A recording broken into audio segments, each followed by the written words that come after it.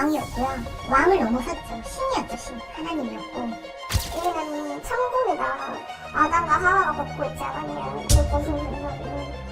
나를 배신한 사람들은 하나같이 죽었다. 칼 맞아서 죽었다. 이런 얘기도 굉장히 많이 있었고. 결국은 메시아다. 정명석이 이 시대에 온 메시아다. 최근에 넷플릭스에서 사이비 교주들을 다룬 나는 신이다 다큐가 화제죠. 그중에 만민중앙교회 지도자였던 이재록 씨도 있는데요. 종교적 권위를 이용해서 여신도들을 성폭행했다가 지금은 교도소에 있습니다. 이 사건은 2018년 미투 운동이 한창일 때 한 피해자가 JTBC에 보내온 제보에서 시작이 됐습니다. 이재록을 신이라고 믿었고 그의 요구로 원치 않는 성폭행을 당해왔다는 겁니다. 이게 무슨 상황인지 자체를 모르게끔 지나갔던 것 같아요. 거부를 할 생각조차 못했던 것 같아요. 여기는 천국이다. 아담과 하와가 걷고 있지 않았냐. 그게 무슨 생각으로 너무 하기 싫어서 울었어요. 너는 특별하니까 내가 이렇게 사랑을 주는 거고, 너는 특별하니까 내가 이렇게 해주는 거야. 약간 그런 느낌을 받았어요. 저희는 피해자들을 만나면 만날수록 너무 충격을 받았어요. 21세기에 서울 한복판에 있는 교회에서 이런 일이 벌어진다고? 그런데 피해자들은 이재록이 신이라고 믿다 보니 거부할 수가 없었다고 합니다. 종교적 세뇌 때문에 이미 한거불능 상태에 빠진 거죠.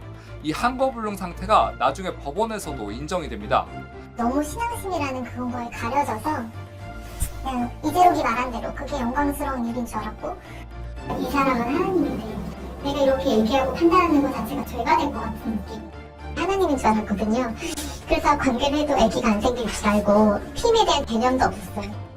피해자들은 이재록이 성폭행 후에 사후 피임약을 먹으라고 줬다고 증언하기도 했습니다.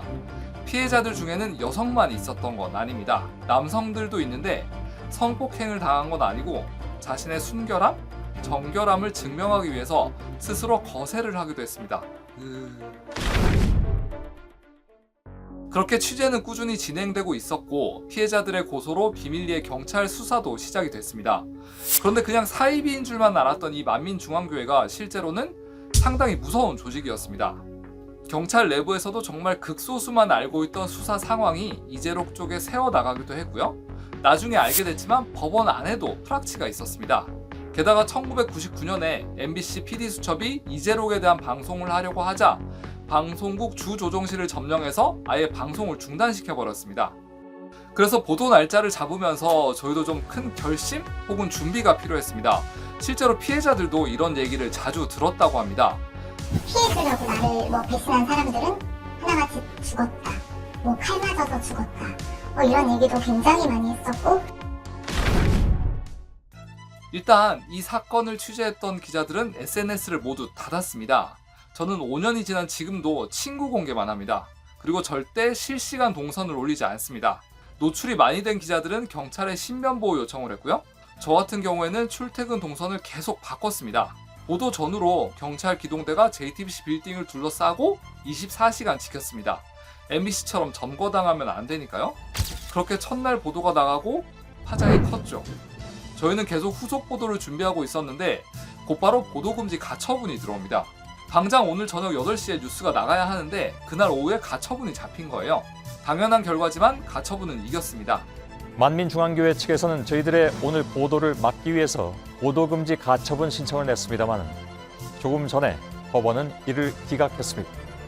이에 따라서 잠시 후에 집중 보도해드리겠습니다.